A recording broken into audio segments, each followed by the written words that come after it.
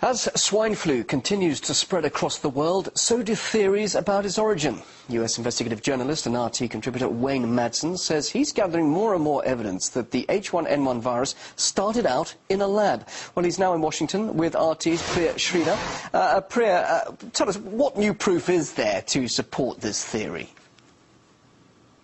That's right, Bill. Well, we've been talking a lot about the swine flu in the past couple of months, and just recently the first shipment of the swine flu vaccines have been available in the United States. But now we're learning more information on how the H1N1 virus actually came to exist here in this country. And joining me to talk more about it is RT contributor and investigative journalist Wayne Madsen. Wayne, thanks so much for joining me.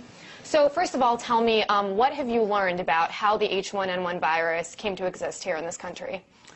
Well, it's very apparent that there's three research centers involved in the development in a laboratory of the 1918 Spanish flu, which was actually resurrected. The proper name should be the Jurassic flu. It was resurrected from the DNA extracted from an Inuit woman who died of this pandemic in 1918 in Breivik Mission, Alaska. The material was taken to several laboratories, and what I've discovered is that three particular laboratories are very much involved in this research.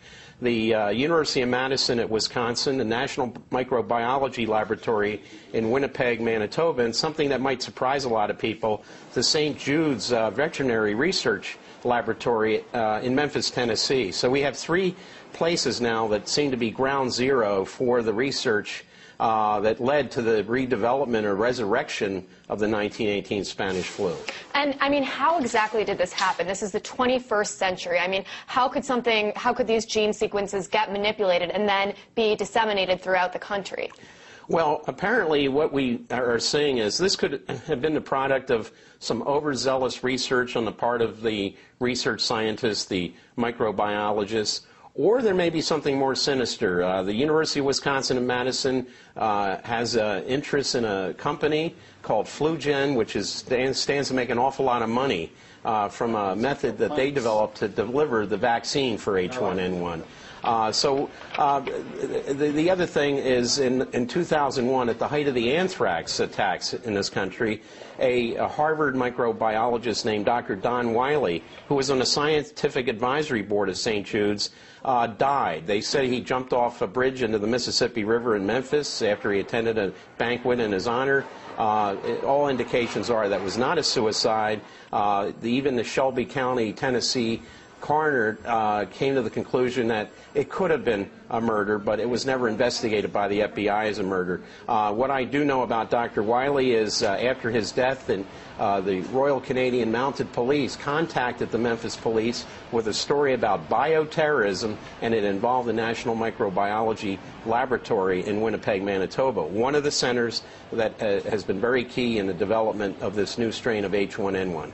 So this is some pretty scandalous stuff that you're saying. I mean, is it being investigated, and how can, the United States prevent this from happening in the future? Well, I think what we have here is a situation with bioethics. They talk a good game in the medical research community about bioethics, but it doesn't seem like there's any method to enforce the ethics. And if, in fact, this was developed to make money for certain biopharmaceutical companies, of course, this is a case of bioterrorism. It may be bioterrorism soft, but many people have died around the world from this. Right now, it doesn't appear that the FBI or any other law enforcement agency is actively investigating it, which brings up the anthrax case, which some people say that was not adequately investigated either. And so there were obviously some major things that went wrong with this research, but did anything good come out of it that we could maybe use now that it's been, disseminated? The research community, of course, involved with this research will say that this H1N1 was redeveloped as a method to combat a resurrection of the pandemic of 1918. But we have several cases. We had a case in May where a scientist from the National Microbiology Laboratory in Winnipeg was caught bringing Ebola and HIV DNA across the U.S.-Canadian border at Pembina, North Dakota, was arrested, apparently was freed. He was on his way to the National Institutes of Health right outside of Washington, D.C. There also was a case where a Japanese researcher involved in the same research was caught taking H1N1 DNA out of Surabaya Airport in Indonesia to Japan. Japan is also involved in some of this research. Some pretty interesting revelations, and we'll certainly keep you updated on anything we hear from Washington, D.C. I'll be back here next hour for another live update, but for now, Bill, it's back to you. Priya, thanks very much indeed. Our correspondent Priya Sridhar talking to U.S. investigative journalist Wayne Madsen live from Washington. As Priya says, more from her a little later in Washington. Thank you.